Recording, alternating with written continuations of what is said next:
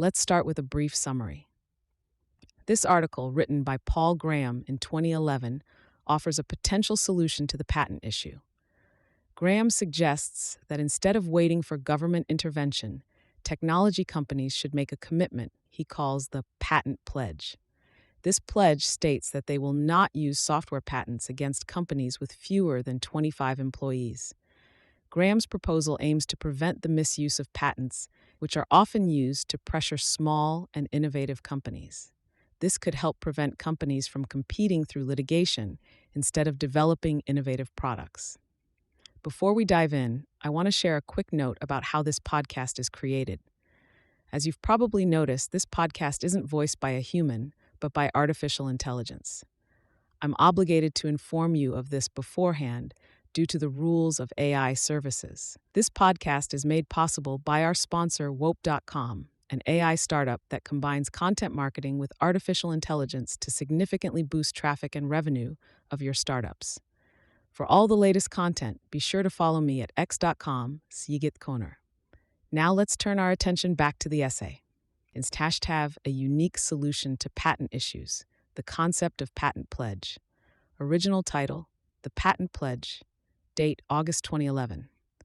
I realized recently that we may be able to solve part of the patent problem without waiting for the government.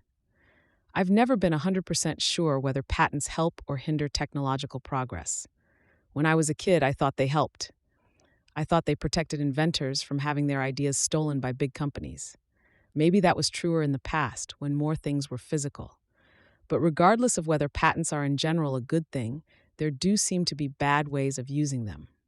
And since bad uses of patents seem to be increasing, there is an increasing call for patent reform. The problem with patent reform is that it has to go through the government. That tends to be slow. But recently, I realized we can also attack the problem downstream. As well as pinching off the stream of patents at the point where they're issued, we may in some cases be able to pinch it off at the point where they're used. One way of using patents that clearly does not encourage innovation is when established companies with bad products use patents to suppress small competitors with good products. This is the type of abuse we may be able to decrease without having to go through the government.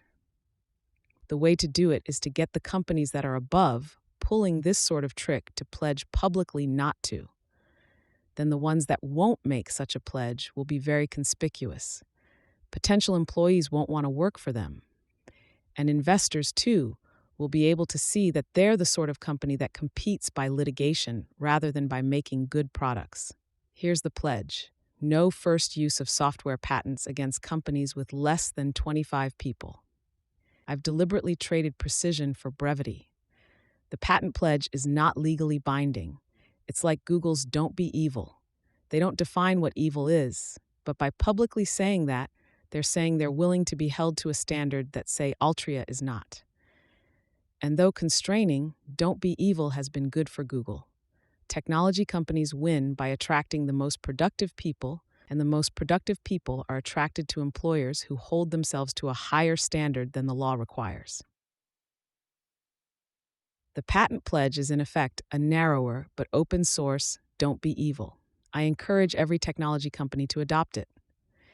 If you want to help fix patents, encourage your employer to. Already, most technology companies wouldn't sink to using patents on startups. You don't see Google or Facebook suing startups for patent infringement. They don't need to. So for the better technology companies, the patent pledge requires no change in behavior. They're just promising to do what they'd do anyway. And when all the companies that won't use patents on startups have said so, the holdouts will be very conspicuous. The patent pledge doesn't fix every problem with patents. It won't stop patent trolls, for example. They're already pariahs. But the problem the patent pledge does fix may be more serious than the problem of patent trolls. Patent trolls are just parasites. A clumsy parasite may occasionally kill the host, but that's not its goal. Whereas companies that sue startups for patent infringement generally do it with explicit goal of keeping their product off the market. Companies that use patents on startups are attacking innovation at the root. Now there's something any individual can do about this problem without waiting for the government. Ask companies where they stand. tortthepatentpledge.org. Notes. Because the pledge is deliberately vague, we're going to need common sense when interpreting it. And even more vice versa. The pledge is vague in order to make people use common sense when interpreting it. So, for example, I've deliberately avoided saying whether the 25 people have to be employees or whether contractors count too. If a company has to split hairs that fine about whether a suit would violate the patent pledge, it's probably still a dick move.